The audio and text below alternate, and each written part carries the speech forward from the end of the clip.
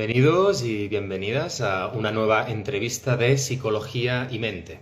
Para las personas que por primera vez estáis aquí, que sepáis que de forma periódica vamos realizando entrevistas aproximadamente cada 15 días.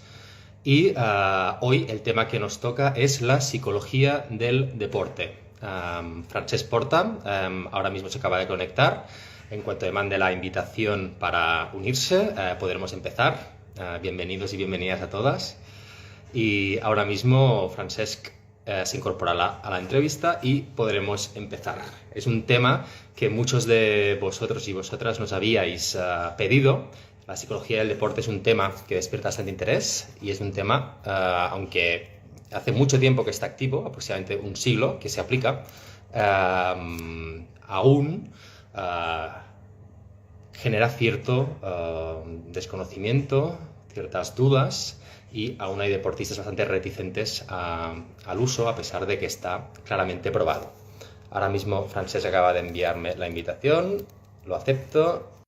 Francesc, que es un auténtico crack en la materia. Trabaja para distintas federaciones y clubs y tiene mucha experiencia en el tema. Francesc, ¿qué tal? ¿Cómo estás? Muy bien. Bien, bueno, encantado. Ahora les está comentando a nuestros seguidores pues un poco tu experiencia. Si te parece, empezamos un poco haciendo una pequeña presentación sobre ti. Perfecto. Y luego empezamos de forma inmediata con la entrevista. Bueno, por si no lo sabéis, hoy estamos entrevistando a Francesc Porta, es psicólogo colegiado y coach deportivo con una amplia experiencia profesional. Ofrece servicios de consulta en Barcelona, aunque también ofrece terapia online. Francesc es uno de los más de 10.000 profesionales de la salud mental que podéis encontrar en nuestra plataforma Psicología y Mente. Si lo necesitas, te invitamos a encontrar psicoterapeutas cerca de ti, ya que nuestra plataforma tiene presencia en más de una docena de países.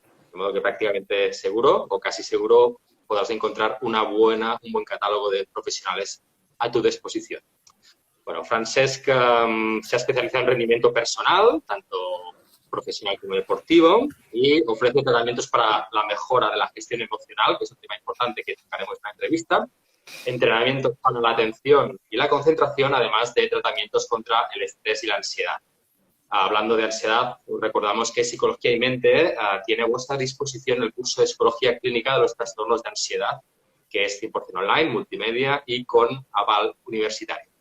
¿Arrancamos, Francesc?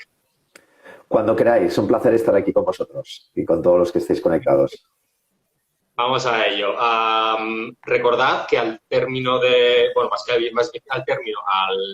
franja final de la entrevista, podréis formular vuestras preguntas. Veréis un iconito debajo con el símbolo de interrogación. Ahí es donde iréis o deberíais ir poniendo las preguntas, pero hasta el tramo final no las vamos a formular. Bueno, Francesc, en primer lugar, aclaremos términos básicos. ¿Cómo definirías la psicología deportiva? Bueno, la psicología deportiva, pues básicamente es una especialidad de la psicología y como ciencia, pues estudia todo lo que son los procesos psicológicos o aspectos variables psicológicas que afectan al rendimiento deportivo o a la actividad física en general, ¿no? Podría ser una definición. Sí que es verdad que la psicología deportiva, desde sus inicios, se intervenía muy poco en la práctica deportiva y cada vez intervenimos más, ¿no? Pero sí, se podría definir de esta manera, Eduardo. Sí, al arranque de esta entrevista precisamente comentaba que a pesar de que la psicología deportiva se aplica desde hace más de un siglo, la tendencia es que siempre se preste más atención a la parte física o técnica del deportista que a la psicológica. ¿A qué crees que se debe este factor y consideras que tiene algo que ver con el estigma que rodea aún, lamentablemente, a la salud mental? Bueno, yo pienso que, puede afectar el estigma de la salud mental o esta reticencia todavía, pues bueno, a considerar la psicología del deporte como solo, o el psicólogo del deporte como solo aquella persona que me va a ayudar cuando tengo un problema, ¿no? Entonces, nada más lejos de la realidad. Sí que es verdad que la psicología desde que empezó se basó mucho en aspectos fisiológicos y entonces, bueno, intervenía poco en la práctica deportiva, ¿no? Era como el psicólogo de laboratorio, ¿no? Pero cada vez intervenimos más y pienso que sí, que puede afectar un poco lo que es esto de ir al psicólogo o no y en qué me va a ayudar o no, pero al final, cuando el deportista tiene retorno con el entrenamiento psicológico, este estigma se evapora enseguida, ¿no?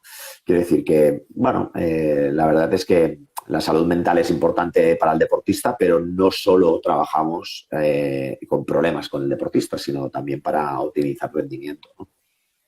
Ujú. Todos hemos podido ver en partidos televisados de qué manera tan enorme afecta la psicología en los deportistas y su rendimiento. O sea, grandes estrellas cuya calidad está fuera de toda duda se hunden en una mala racha o, por el contrario, la confianza aumenta y su rendimiento es una progresión constante. ¿Te atreverías a decir qué parte del éxito deportivo es física y qué parte es mental?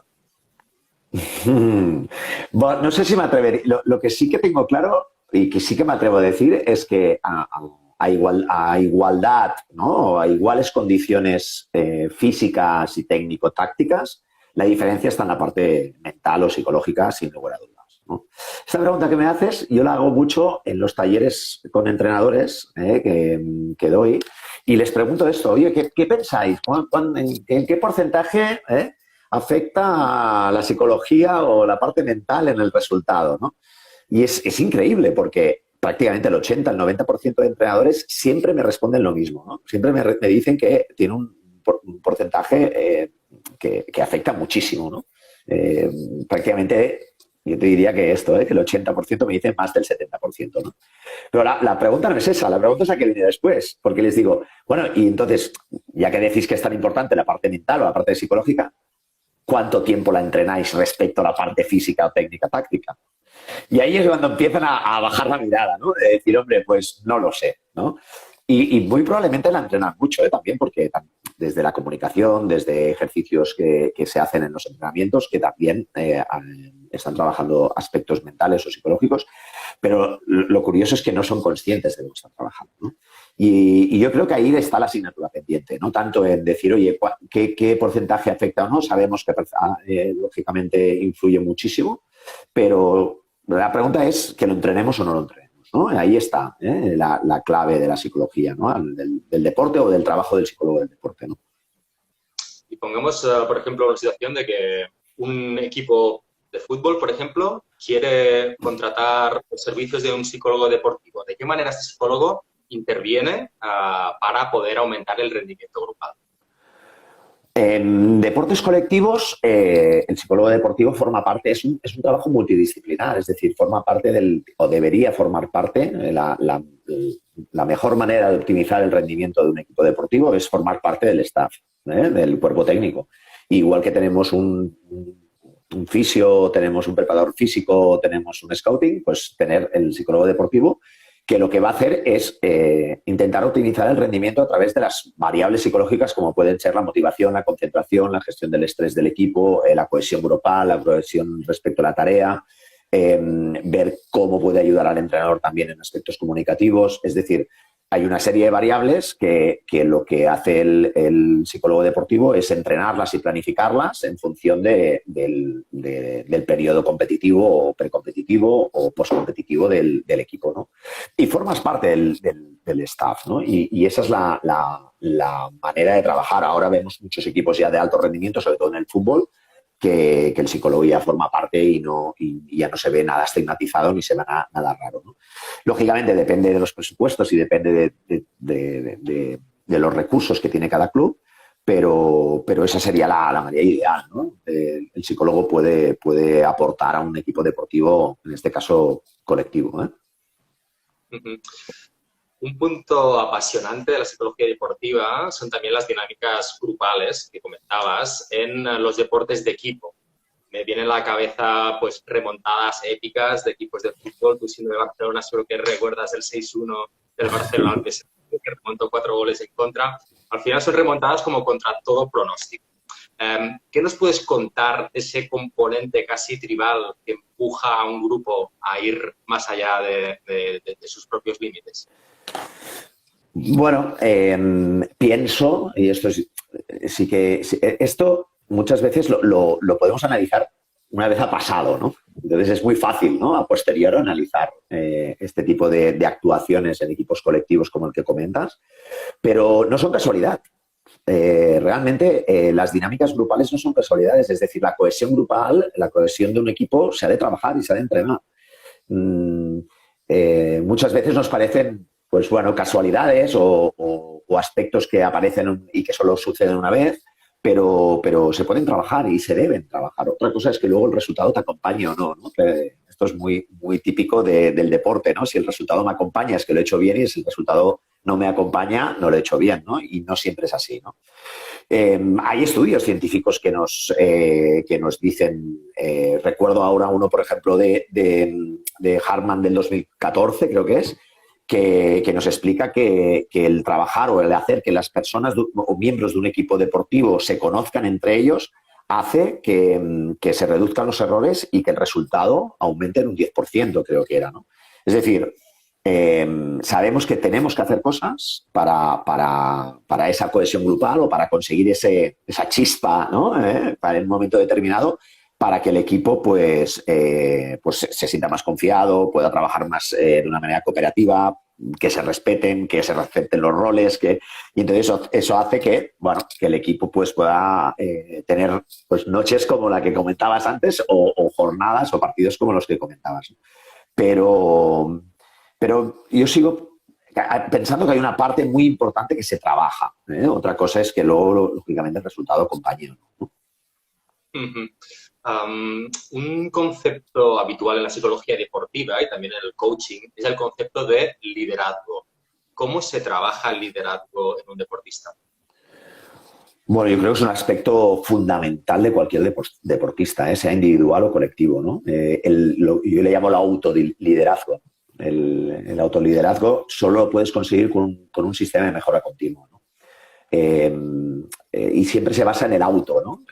Yo siempre, con los deportistas que trabajo, siempre les digo, oye, primero el auto, ¿no? Vamos a autoconocernos, vamos a autoevaluarnos, vamos a saber cuáles son nuestras fortalezas, cuáles son nuestras debilidades, qué áreas de mejora puedes tener y sobre todo en función de lo que quieres y cómo lo quieres conseguir, ¿no? Que esta es otra de los aspectos, ¿no? O sea, yo diría que el liderazgo, primero, tener la visión de lo que quieres conseguir y cómo lo quieres conseguir.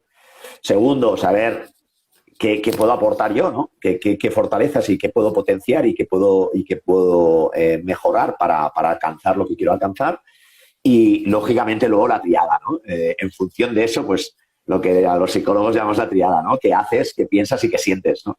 Y a partir de que lo que haces, de lo que sientes, de lo que piensas y de lo que haces, pues entrar en planes de acción donde tú te los puedas ir analizando y los puedas ir mejorando a medida que va transcurriendo la temporada o la planificación que te hayas hecho en función del objetivo, ¿no? Yo creo que esa es la base de crecer como persona y como autolíder, ¿no? Líder o líder de los demás.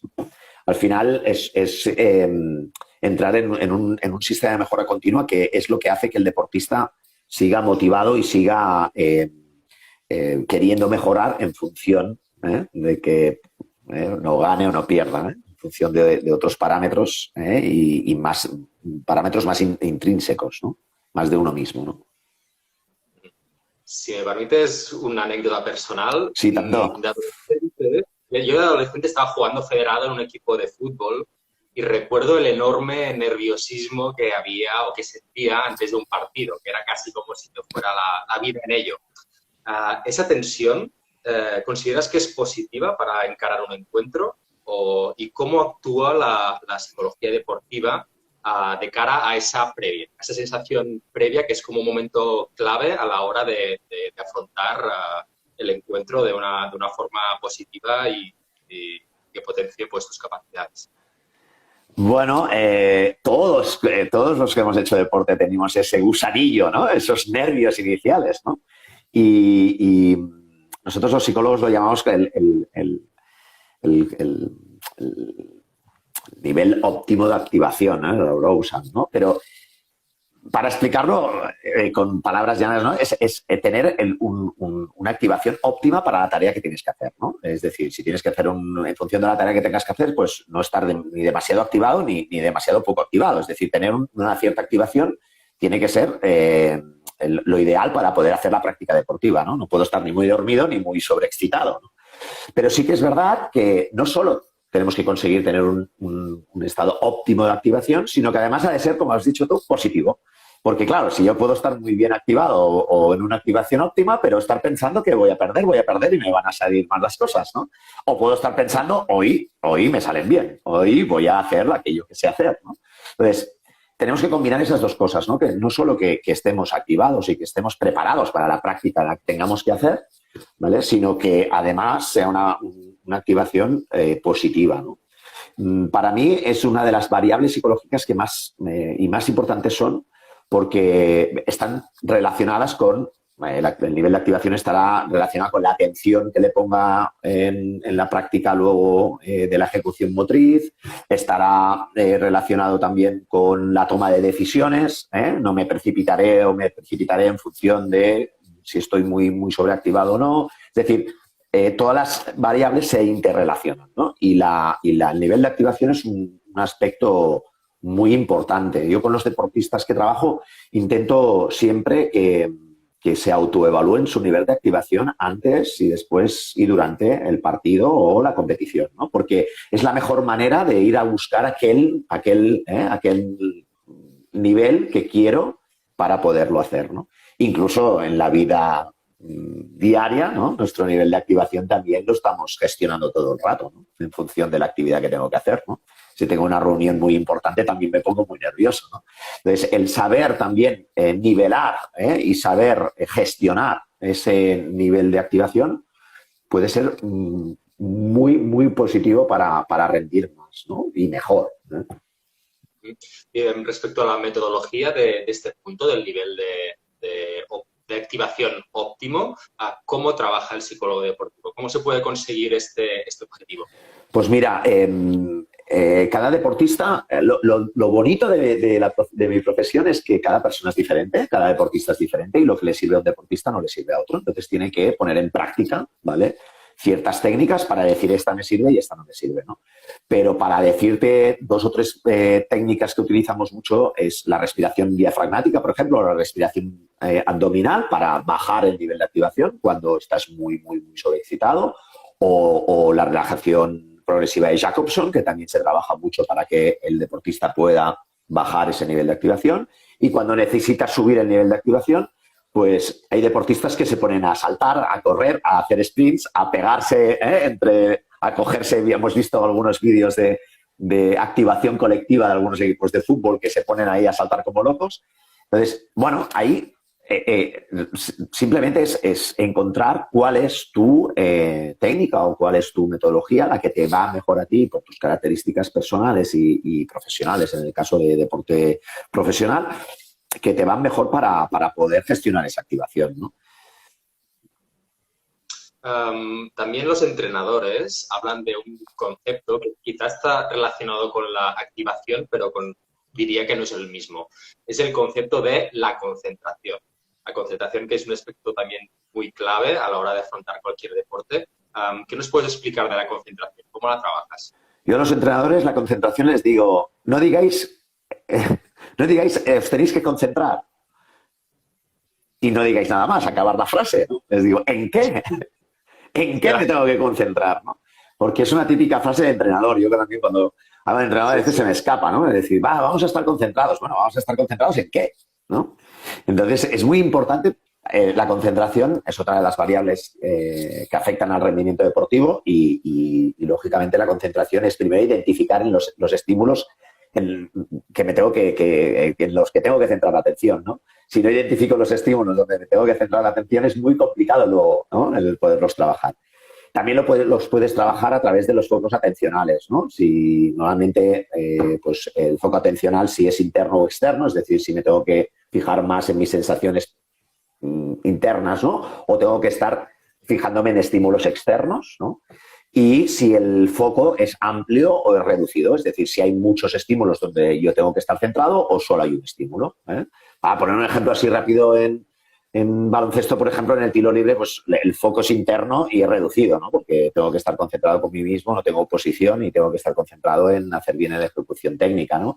Y en cambio, cuando estoy defendiendo, pues tengo un foco mucho más amplio porque tengo que estar entre pelota jugador o tengo que fijarme en 2, 3 estímulos y además el foco es externo, ¿no? No me tengo que fijar tanto en mis sensaciones, sino en los estímulos externos, ¿no?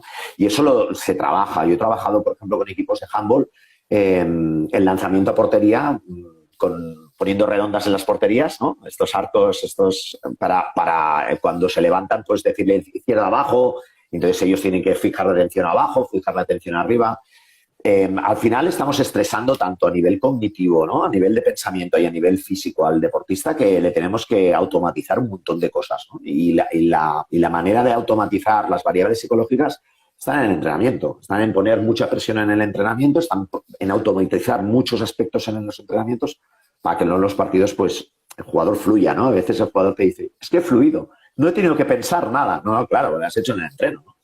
Entonces, la concentración hay que entrenarla y se pueden entrenar a través de focos, a través de identificación de estímulos y con otras técnicas que en función del equipo pues quiera desarrollar, ¿no?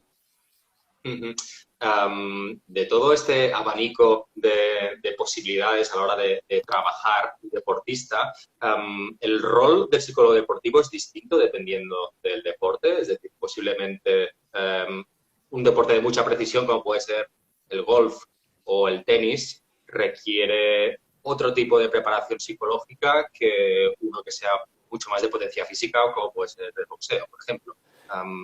¿El rol del psicólogo cambia? Más que el rol, el trabajo que hace el psicólogo, ¿no? El rol del psicólogo muchas veces en los deportes colectivos tiene que ser un rol que esté muy coordinado con el entrenador, porque muchas veces es el entrenador, o sea, muchas veces el entrenador lo que hace es verse amenazado un poquito por el psicólogo, ¿no? Entonces, eso es lo que tenemos que evitar de todas, ¿no? El entrenador tiene que sentirse muy cómodo con el psicólogo, tiene que trabajar mucho mano a mano con él, por eso decía lo de estar dentro del equipo multidisciplinar y que el protagonismo lo lleve totalmente el entrenador, porque además es muy bueno también para el equipo, para el colectivo, no entrar en interferencias de quién me está diciendo qué, sino que el rol lo coge más el entrenador y se trabaja más directamente en el equipo multidisciplinar, que también está el entrenador, pero el entrenador es quien lleva la voz cantante muchas veces y la mayoría de veces, a no ser que el entrenador sí que quiera que pues, el psicólogo haga ciertas partes del entrenamiento, ciertas dinámicas, como decías antes, grupales, entonces sí que lo hace y lo gestiona directamente el entrenador. Y en el deporte individual, como el que comentabas, pues el psicólogo sí que tiene una relación mucho más directa. O sea, yo con los deportistas que trabajo a nivel individual es una relación mucho más estrecha, mucho más de trabajo mucho más específico, como el que comentabas, y cambia el trabajo, no tanto el rol, ¿no? El rol va a ir siempre en función del equipo, en función de la situación, en función del entrenador, de los objetivos, etcétera, ¿no? Aproximadamente, por tu experiencia, ¿cuánto tiempo dirías que es necesario que un psicólogo deportivo intervenga para empezar a percibir ciertos frutos? Yo creo que el psicólogo, igual que el entrenador, desde el minuto uno influye, desde el minuto uno. Desde el minuto que entra en el vestuario influye, ya solo por la percepción que puedan tener los jugadores o los deportistas del propio entrenador, del propio psicólogo, ¿no? Desde lo que es la preparación de una temporada, pues en la pretemporada hay que trabajar ciertos aspectos muchas veces muy individuales. En periodos competitivos ya se trabajan muchos aspectos de competición y en periodos de post-competición lo que se hace es mucha evaluación y mucha reestructuración de las cosas que se han salido bien y las que se han de modificar o reajustar de alguna manera para que el resultado sea diferente, ¿no? Pero pienso que desde el minuto uno. Sí que es verdad que muchas veces ¿qué pasa? Que cuando hay un problema, ¿no? Se dice, ¿y cuánto tiempo tarda el psicólogo en solucionar ese problema, ¿no? Es que el problema no lo soluciona el psicólogo, es que el problema lo soluciona el deportista. El psicólogo lo que hace es facilitar al deportista para que él pueda encontrar sus propios recursos y estrategias para salir del problema, ¿no? Es decir, es muy importante el darle al deportista la responsabilidad que tiene, ¿no? Y al psicólogo también, ¿eh? Pero también al deportista, ¿no? Muchas veces, pues bueno, ¿de qué dependerá el tiempo de solución de un problema determinado? De todo el proceso terapéutico. La carrera de todo deportista siempre entra, tarde o temprano, pues en su fase más temida, que es la lesión. ¿Cómo cuida la psicología esta etapa repleta de frustración y dudas? Mira, yo creo que la lesión forma parte del deporte, forma parte de la carrera deportiva, ¿no? Y eso es muy, muy complicado de hacerle ver al deportista que se lesiona, ¿no? Por lo tanto, como el duelo, la primera fase de la lesión es que lo acepte, que acepte de que, oye, yo también me puedo lesionar, y sobre todo cuando hay recaídas, que eso siempre me pasa a mí. Entonces, yo creo que hay un trabajo importantísimo, ahí es donde realmente, cuando hay dificultades, es cuando se nota más el trabajo, eso sí, cuando la percepción del trabajo del psicólogo se hace muy evidente, ¿no? Pero en las lesiones primero es aceptación, que acepte que le ha pasado esto, y luego planificación, organización, volverte a poner a entrenar. O sea, cuando estás lesionado tienes que seguir entrenando. Hay muchas personas que dicen, no, me he lesionado, pues oye, me olvido y tal. Hombre, una primera parte de desconexión, de duelo, ¿no? Hasta aceptar. Pero una vez has aceptado que tienes una lesión, oye, ¿qué tengo que hacer? ¿Qué tengo que hacer? ¿Qué tengo que hacer para recuperarme? Y dentro de ese proceso de recuperación, por ejemplo, la práctica de la imaginación o la visualización en deportistas, yo la suelo hacer muchísimo, porque siguen entrenando mentalmente. Es decir, no pueden estar corriendo, no pueden estar en la pista o en la cancha o en el terreno de juego, pero sí que pueden estar en su casa visualizándose jugando y visualizando los movimientos y siguiendo a su equipo igual. Es decir, no porque esté lesionado no puedo entrenar. Y eso cuesta. Y sí que es verdad que cuando... yo ahora, por ejemplo, estoy trabajando con dos personas que tienen reiteradamente lesiones y han empezado a entender que es verdad, puedo seguir entrenando, ¿no? E incluso hay una parte muy importante al final de la lesión, cuando se acerca el momento de reincorporación al equipo, que ahí tiene que entrar dentro de la dinámica del equipo y tiene que seguir yendo a los entrenos igual, y tiene que seguir yendo a los partidos, a los entrenos, y que se vea y que se relacione y que vea que que forme parte de ese equipo, ¿no? Que mantenga la implicación, ¿no? Con el equipo. Dime.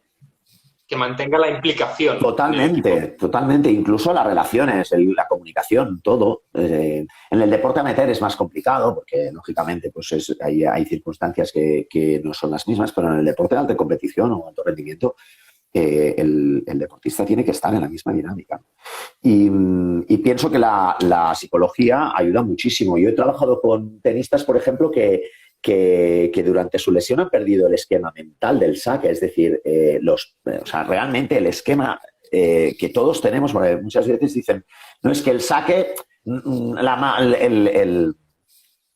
muñeca no la giro como antes y tal, y digo, no, es que la muñeca no es esto, lo tienes aquí, no lo tienes aquí. Es que es un guante, es que, bueno, los jugadores de baloncesto, ¿no? Es que tiene una mano que es un guante, no, la mano no es un guante, la tiene aquí la mano, ¿no? Es cuando tú dejas esa práctica, puedes llegar a perder el esquema que tienes mental de cómo se produce ese movimiento técnico para lanzar o para hacer un saque, ¿no?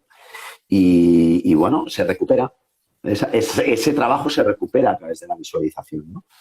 Y se recupera estando lesionados. Es decir, que hay mucho trabajo que hacer y yo creo que se puede aportar muchísimo en los periodos de lesión al deportista, muchísimo, muchísimo. Te diría que es necesario. Te diría, no es que eso lo podamos abordar, sino que todo lesionado debería hacerlo. Sí, sin dudas le resulta mucho más sencillo, ¿no? Tener ese apoyo para recuperarte cuanto antes, no solo con rehabilitación, sino también a nivel mental saber lo que tú comentabas, ¿no? Los tiempos de recuperación, mantener la implicación, mantener la motivación. Sí, el aceptar que estoy lesionado, pero también el comprometerme en qué tengo que hacer para estar lo mejor preparado para cuando vuelva a las pistas o a mi práctica normal, ¿no? Ujú. Un síndrome también del que te quería hablar, que es muy presente en deportistas, sobre todo deportistas que están camino a ser profesionales y son jóvenes, adolescentes, es el concepto del burnout, que sería como el estar quemado, ¿no? Que está caracterizado por el estrés, fatiga crónica, ineficacia. ¿De qué manera se puede actuar en esos casos? Pues mira, aquí yo creo que hay un gran trabajo preventivo, sobre todo en la educación deportiva, ¿no? Hay un estudio también que hizo Jaume Cruz de la Universidad Autónoma de Barcelona, que hizo, bueno, ¿no? hizo una serie de encuestas para ver cuáles eran las causas, etcétera, y creo que algunas variables salen en este estudio, pero yo pienso que aparte de lo que he podido leer sobre esto, mi experiencia es que hay 3 o 4 variables que son clave. La primera es la autonomía de los deportistas, sobre todo noveles, jóvenes, ¿no? Que no nos sobreprotejamos, ¿no? O sea, no estemos ofreciéndoles siempre las soluciones, que tengan que ser ellos, como hablábamos antes, de que se tengan ese trabajo de autoconocimiento, de decir, oye, ¿qué tengo que hacer para salir de esta situación, ¿no? A veces les damos la solución cuando no todo le sirve a todo el mundo. Entonces, tienes que encontrar tu propia solución, ¿no? Y muchas veces el sobreproteger al deportista hace que cuando vienen problemas o cuando tienen problemas de habilidades o de que no juego o que tengo problemas para entrenar, etcétera, pues lo fácil es decir, bueno, pues abandono, ¿no? Entonces, la educación deportiva para mí es básica en el tema de autonomía, ¿no? Otra variable es sabemos que los adolescentes, pues su grupo de referencia son los amigos, es decir, qué relaciones se establecen en la práctica deportiva. Si son relaciones, las que llamamos ahora muy comúnmente tóxicas, o son relaciones que favorecen a que la persona haga deporte, ¿no? Eso es una parte fundamental en el adolescente, ¿no? Luego también la gestión del error, la gestión de esas frustraciones, ¿no? Nos parecemos, claro, nos inspirábamos en los grandes deportistas que nos parece que siempre ganen, ¿no? Cuando para llegar donde han llegado han perdido, que lo normal era perder. O sea, es decir, aquí lo anormal es ganar. Entonces, desde muy pequeñitos eso hay que inculcar no solo esa filosofía de sacrificio, sino también el que gestionen bien el error, que no pasa nada, que es básico. El error es una ventana, es una oportunidad y es una ventana de aprendizaje, ¿no? Para el deportista, ¿no? Si no se equivoca, no llegará a donde quiere llegar, ¿no? Y eso hay que inculcarlo de pequeñitos, ¿no? Y también te diría, por ejemplo, el hecho de que no solo la gestión del error o de las frustraciones que podamos tener, sino también el hecho de que cuando se llega a ciertos niveles de competición empecemos a pensar mucho en qué objetivos de proceso, de realización necesitamos más que en los de resultado, ¿no? Esto en pequeñitos ya se trabaja mucho más, ¿no? El decir, oye, no es importante ganar o perder, es importante que hayas hecho bien lo que hayas entrenado, ¿no? Pero es que cuando llegas Lo no, importante no es tanto. participar. Lo importante es participar, queda como, bueno, eres uno más. No. ¿Tú qué has entrenado? Oye, has entrenado, no sé, pues estos 4 aspectos, ¿cómo los has hecho en competición? ¿Los has hecho bien? Felicidades. Ya, pero no he ganado. Ya, pero has hecho los 4 cosas. ¿Quieres ganar? Vamos a entrenar más. Eso es un poco el mensaje, ¿no? Y también que lo que te decía, ¿no? Que cuando llegas a alta competición también focalicemos mucho más el trabajo en aspectos de motivación intrínseca, de motivación de uno mismo, no tanto en comparación con el otro, ¿no? Estamos en una sociedad que me estoy comparando todo el día, ¿no? Que si yo tengo esto y tú tienes lo otro, ¿no? Y no, hay que empezar a entender y empezar a asimilar de que, oye, lo importante es lo que tú puedes valorar en lo que tú estás haciendo con tus capacidades y con tus recursos y con tus situaciones, ¿no? Y eso es importante trabajarlo porque si no llega a lo que comentabas antes, ¿no? A que un adolescente pueda en un momento determinado pues decir, pues bueno, pues estoy quemado y no puedo con esto. Bueno, hemos hablado mucho del ámbito de intervención del psicólogo deportivo, siempre acotado en un ambiente deportivo, valga la redundancia, en el entreno, en la previa del partido, apoyo durante las lesiones. Se me ocurren casos de deportistas que técnico eran espectaculares sin duda, pero fracasaron precisamente fuera, cuando salían de este ámbito. Se me ocurren muchos futbolistas brasileños, por ejemplo, que cuando salían de esa zona, bueno, digamos que echaron a perder una carrera meteórica con unas aptitudes y un potencial descomunal, perdidos por la noche, o perdidos por la fiesta, o perdidos por... el psicólogo deportivo también tiene el deber de intentar intervenir fuera, digamos, en la vida personal, o básicamente eso ya es un tema de que cada uno se tiene que trabajar y labrar. No, yo creo que hay que no, más que intervenir, lo que hay que hacer es hacerle ver o crear conciencia al deportista de qué entorno tiene. El entorno del deportista es muy importante y afecta al rendimiento deportivo. Es decir, no solo afectan las variables intrínsecas, ¿no?, del deportista, como puede ser motivación o confianza o cómo gestiona los errores o el estrés o su activación que hablábamos antes, sino que también, hombre, tal como se comunica es importante, tal como él se relaciona con el entorno que él tiene también es importante. Si tiene facilidades familiares o no, o si tiene una buena relación o tiene un buen entorno. Eso es, para mí, importantísimo. Y hacer conciencia y trabajarlo, sí, trabajarlo. Más que intervenir es trabajarlo, ¿no? Y que la propia persona pueda saber de qué manera puede aprovecharse o crear oportunidades dentro del entorno que él tiene, ¿no? Yo, por ejemplo, se le critica mucho y a nivel anecdotario, ¿no?, de anécdotas, se criticaba mucho al padre de Messi, ¿no? Y yo creo que el padre de Messi, ahora que hablabas de brasileños, me ha venido a la cabeza, ¿no? Actuó con Messi como, oye, tú no te vas de noche con los brasileños del Barça, ¿eh? Tú te vas a entrenar y tú te vienes a dormir. Es decir, esa gestión también es importante para el futbolista, ¿no? Es decir, bueno... sí, el apoyo familiar sin duda es clave. Sí, cuando Pau Gasol estuvo en Estados Unidos, sus padres fueron con él. Por ejemplo. Para darle apoyo, que no perdiera la cabeza. Por ejemplo, y luego también hay otro aspecto que comentabas, que es el de la transición, ¿no? Del deportista de élite a la transición a... La vida del deportista de élite es muy corta y el psicólogo deportivo sí que... Y yo personalmente he trabajado y conozco colegas que trabajan muy intensamente en lo que es la transición del deportista a la vida, a otra vida, porque es otra vida totalmente distinta a la que han vivido hasta los años que han jugado, ¿no? Cuando dejan de ser deportistas de élite, tienen que tener un periodo de transición, ¿sí?, donde los últimos años de deportista ya tienen que estar haciendo, pues, ese periodo de transición y planificando cuál va a ser sus próximas actividades profesionales, ¿no? Y eso es fundamental también para que no caigan en lo que comentabas ahora, ¿no?, en un nivel de frustración enorme, ¿no?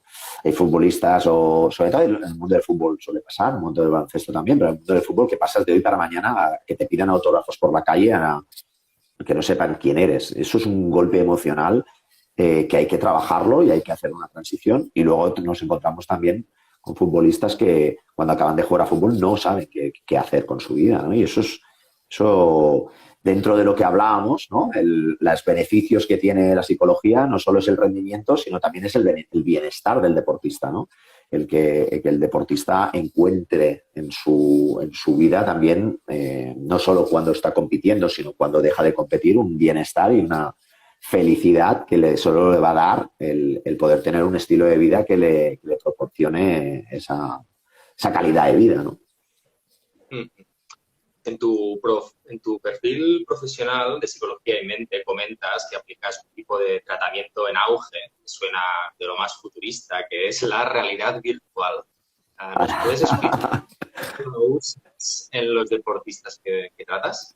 Sí, la utilizo muchísimo. Mira, yo soy de aquellos que piensan que la tecnología pues la tenemos para aprovecharla, ¿no? Y para convertirla en oportunidad, ¿no? Yo creo que el psicólogo del diván ya ha pasado la historia, ¿no? Y sobre todo el psicólogo deportivo es muy intervencionista, ¿no? Tanto en los campos de fútbol, en los clubs, ¿eh? Y la realidad virtual es una oportunidad increíble para aquellas personas que les cuesta pues meterse en el papel o visualizar o imaginarse en ciertas situaciones, pues el hecho de trabajar pues ciertas técnicas y ciertos recursos a través de las gafas virtuales hace que el deportista primero tenga una inmersión total, o sea, que no tenga que hacer mucho esfuerzo, sino que ya tiene una inmersión total en la situación. Para el psicólogo es muy bueno porque puedes trabajar y puedes controlar las variables que tú quieras controlar en función de lo que vayas a trabajar. Pues, por ejemplo, en ansiedad pues puedes subir o bajar el nivel o la exposición ansiosa al deportista o no, y eso lo puedes modelar tú en función de si la persona está aplicando bien las técnicas de relajación, por ejemplo. Y luego también, pues bueno, que pueden venir a entrenar a la consulta y van a entrenar y ya no dicen, bueno, voy a ir al diván. Exacto. Voy a ir al diván a explicar mis problemas, sino que dicen, oye, me voy a entrenar. ¿A dónde? Con el francés, ¿no? Me voy a entrenar allí y tal, ¿no? Entonces, es una manera también con los deportistas jóvenes realmente me está dando un muy buen resultado, porque ellos enseguida hacen inmersión, no tienen demasiadas dificultades y entienden enseguida el proceso terapéutico, ¿no? Y el proceso de mejora, lo ven, ¿no? Y lo podemos practicar juntos. La verdad es que es una de los recursos que estoy utilizando más y que más... Bueno, ahí en el Hospital de Sant Pau también estoy colaborando con un equipo de psicólogos que están intentando también crear diferentes entornos deportivos. A ver si lo conseguimos y yo creo que bueno, siempre es un recurso más que tienes, ¿no? Me ha hecho gracia lo de futurista. ¿Perdona? Me ha hecho gracia lo de futurista, de que... Sí, bueno, siempre se habla de futurista, pero es de presente. De hecho, también Totalmente. En tratamientos de fobias, sobre todo, también hay muchos psicólogos que lo usan, como la exposición controlada. Correcto, con desensibilización sistemática se utiliza muchísimo, con exposición... incluso para hablar en público, porque tienes escenarios, tienes diferentes escenarios que puedes utilizar. Sí, está bien. A las personas que nos estáis siguiendo en directo, comentaros que, estamos como ya en la recta final de la entrevista, de modo que ahora sí que sería el momento de que empezarais a hacer preguntas. Veréis el iconito que pone el interrogante en la parte baja de vuestra pantalla. Por favor, poned las preguntas de allá. Si lo habéis puesto en el otro sitio, complicado porque esto está corriendo. Cada vez que entra una persona se mueve, de modo que eso es infinito. Mientras tanto, tengo otra pregunta. Se habló mucho de la psicología del deportista cuando la gimnasta Simone Biles renunció a competir la final individual de gimnasia. Me gustaría que nos dieras tu opinión sobre este hecho, que fue un hecho que creó cierto debate y mucha gente simplemente no comprendió, porque esa persona se está formado durante años para llegar a la final de los Juegos Olímpicos y cuando llega se quiebra y dice que no va a competir. ¿Cómo analizas esta situación? Bueno, primero de todo, la valentía de decirlo. Para mí es de aplaudir. Que una deportista de élite, como bien dices tú, tenga un problema de salud o tenga un problema de afrontamiento a competición como lo que tuvo Simone Biles y que lo diga. Primero es de aplaudir. ¿Por qué? Porque tenemos al deportista de élite, ¿no? O el deportista profesional idealizado, ¿no? Es el superwoman o el superman, y entonces no se pueden... Oye, son personas, el deportista de élite es persona igual que cualquiera de nosotros y tiene que afrontar ciertas cosas igual que cualquiera de nosotros. Y cuando existe un problema de afrontamiento a competición como el que tuvo ella, pues hay que trabajarlo y muchas veces eso bloquea y hace que el deportista no pueda competir. Es totalmente comprensible. Sí que es verdad que nos tiene que hacer ver que ninguno estamos exentos de poder sufrir un problema de este tipo y que contra más preparados estemos, mejor, ¿no? Es decir, contra más yo pueda controlar, no me gusta la palabra controlar, pero contra más yo pueda gestionar todo aquello que me pasa, y no es tan importante lo que me pase, sino qué hago con aquello que me pasa. Es decir, oye, pues puedo tener pensamientos negativos, pero ¿qué hago con ellos? O puedo tener ansiedad o cierta ansiedad competitiva o precompetitiva, pero ¿qué hago con ello? es fundamental para que estos problemas de salud mental no acaben bloqueando al deportista. Una de nuestras seguidoras está preguntando, ¿cuál crees que es el mayor problema de las nuevas generaciones de deportistas? ¿Cuál es el principal problema? Hombre, a ver, pienso que el principal problema del adolescente, bueno, sí, del joven deportista, para mí es la gestión del error. Es la gestión que hablábamos antes de cómo gestionar mis expectativas y cómo trabajarlas para que luego cuando se produce un fracaso yo lo sepa aceptar, sepa sacar la oportunidad de él y siga mejorando, ¿no? Es muy complicado porque por varias razones que hemos comentado, creo, ¿no? Que es la autonomía, porque desde pequeñitos cada vez más protegemos y no dejamos a que las personas puedan encontrar sus propios recursos y eso les pasa cuando tienen realmente dificultades en el mundo del deporte, porque el mundo del deporte es dificultad, es disciplina, es sacrificio, entonces todo esto hace que la gestión del fracaso lo llevemos muy mal, ¿no? Yo diría que es esta la principal. Y también me imagino que... O la que me encuentro más yo, que también puedo estar equivocado, vamos. En tu experiencia tiene validez el punto que das. Y también lo que te quería comentar, ¿no? Que imagino que cada vez más lo que queremos es resultados inmediatos, ¿no? Esa clásica persona que va al gimnasio una semana y quiere estar delgado, quiere un rendimiento haciendo así. Explícanos también un poco ese punto de cómo se trabaja esa parte. Sí, es que en la misma tecnología ahora, ¿no? Cuelgo algo en Instagram y ya quiero que 300.000 likes y entro en Google y ya tengo todas las respuestas inmediatamente, ¿no? Entonces, porque voy al entreno y tengo que esperar, ¿no? Entonces, yo hay una estrategia que utilizo mucho y que la comparto por si alguno de los que nos está yendo también la utiliza o la quiere aplicar, pero es intentar reducir muchísimo el foco a corto plazo.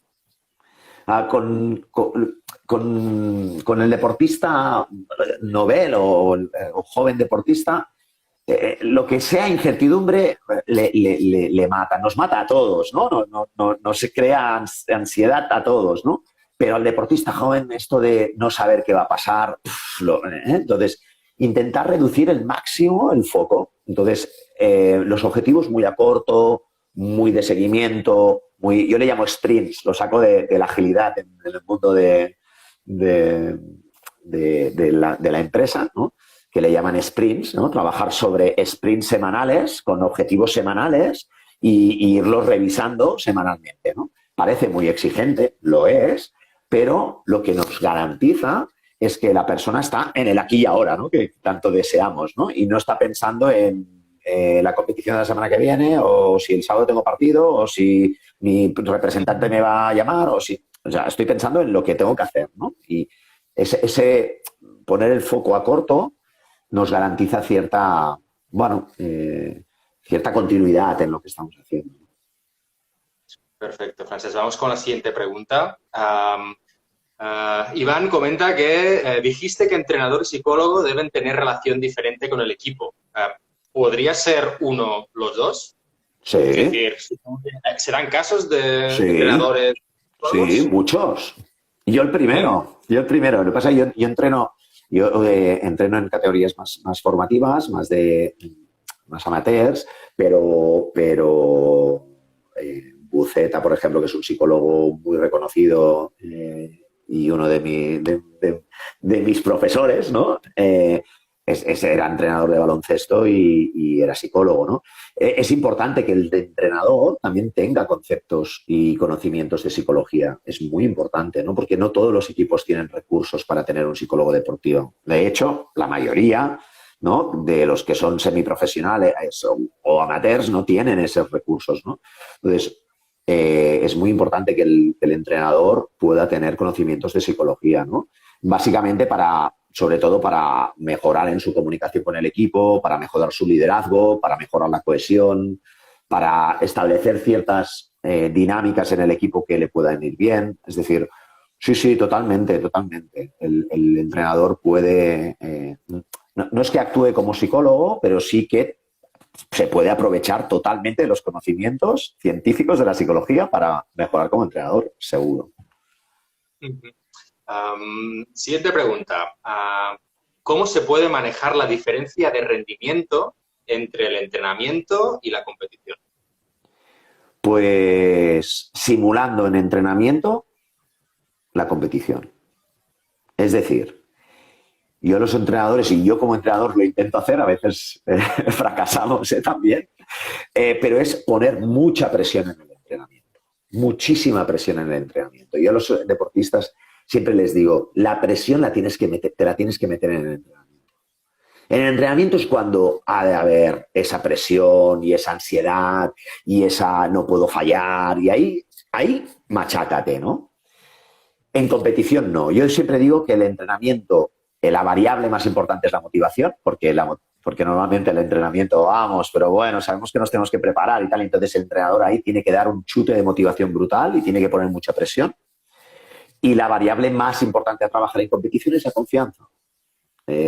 Porque el deportista o el equipo ya va enchufado, ¿no? a querer competir, ¿no? Y entonces ahí hay que trabajar mucho la confianza, ¿no? El proporcionar herramientas para que el deportista esté confiado, ¿no? Pero sí que es verdad que cuando un equipo vemos que está rindiendo más, ¿no? O que baja su rendimiento en competición, algo tenemos que hacer en el entrenamiento, ¿no? No tanto en competición, sino en entrenamiento. A no ser que sea un problema en competición, por ejemplo, de un tema de precompetición, que no tengamos un protocolo bien establecido de precompetición o de poscompetición, ¿eh? Pero creo que la pregunta iba en el sentido que he respondido, ¿eh? De poner presión en el entrenamiento y hacer los entrenamientos muy, muy motivadores. Fantástico, Francesc. Vamos con la última pregunta. El tiempo se nos acaba. Que sepáis que algunos de vosotros estáis preguntando aspectos que ya hemos tratado previamente al inicio de la entrevista o en la franja media, posiblemente hayáis entrado más tarde. O, por ejemplo, alguien que pregunta sobre técnicas de relajación en la previa del partido y durante el partido. Que sepáis que esta entrevista la publicaremos íntegra y inmediatamente al término de la entrevista, que será en breve, lamentablemente, porque está siendo muy interesante. Y la podéis ver en nuestro feed de Instagram y también la publicaremos mañana en YouTube. Vamos con la última pregunta. A ver, perdona que lo he perdido esto. ¿Qué papel? Sí. ¿Qué papel juega la presión sobre la salud mental del deportista? Bueno, dependiendo de cómo tú o cómo el deportista, ¿vale? Tolere esa presión. Es decir, hay deportistas que toleran muy bien la presión. Esta tarde, por ejemplo, está con una futbolista que tolera muy bien la presión. Es decir, no necesita, porque ella tiene desarrolladas sus propias estrategias cuando le presionan mucho. Y es una pasada, ¿no? Estoy aprendiendo muchísimo. Yo también aprendo muchísimo de mis deportistas, ¿vale? Y hay personas que no toleran esa presión. Les cuesta tolerar esa presión, ¿no? Entonces, en las personas que les cuesta tolerar la presión, es muy importante el trabajo preventivo, ¿vale? Para que no les afecte a su salud mental, porque lógicamente cuando te pones tanta presión y tanta exigencia, puede llegar a ser un tema obsesivo, ¿no? El hecho de no poder fallar, el hecho de no poder perder, el hecho de no poder controlar mis emociones, el hecho, y hay un montón de variables, ¿no? Pero entonces hay que hacer un trabajo preventivo. Y el trabajo preventivo lo hemos comentado un poquito por encima, pero destaco el hecho de que en la precompetición le digo trabajador porque muchas veces es su profesión, ¿no? El deportista tenga que establecer o prepararse totalmente a la actividad que va a hacer, ¿no?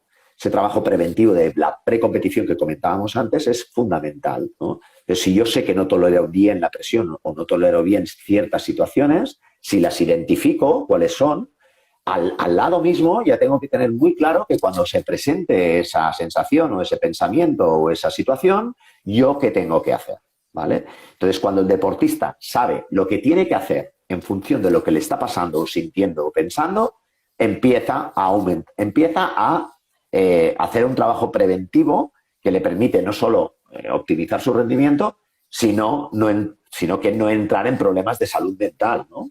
Como puede ser el que pueda provocarle pues, un tema pues, más de ansiedad precompetitiva o un tema de no tolerancia al error, etcétera, ¿no? Te diría que eso es sería la parte fundamental, vamos. Muchísimas gracias, Francesc Porta. Yo creo que nos has dado casi una clase magistral de lo que es el deporte. Que va, me pasaría toda la noche hablando de cuando hablamos de lo que nos apasiona, estamos todo el rato y no pararíamos, pero bueno. No, sin duda, pero se agradece también la capacidad de síntesis, porque evidentemente son temas complejos, pero que me parece que has sabido sintetizar y hacerlo de una forma lo más inteligible posible, de modo que yo creo que has dado en el clavo. Espero que a nuestros seguidores también les haya gustado. Que sepáis, bueno, que Francesc Porta, como decía al inicio de la entrevista, ofrece sus servicios en psicologiaymente.com, junto con otros 10.000 profesionales. Y también recordaros que tenemos los cursos online a distancia de psicología clínica, de trastornos de ansiedad y de depresión. Si sois psicólogos o tenéis interés en esta materia, podéis profundizar en el tratamiento, diagnóstico y también en el origen de estos trastornos mentales. Francesc Porta, gracias de nuevo. Gracias a vosotros, Eduard, y felicidades por el trabajo que hacéis también de difundir la psicología como lo hacéis. Muchas felicidades. Muchísimas gracias por tus palabras. Seguiremos trabajando en ello. Un abrazo. Un abrazo. Cuidaros a todos. Gracias a todos. Gracias a todos los seguidores. Hasta pronto.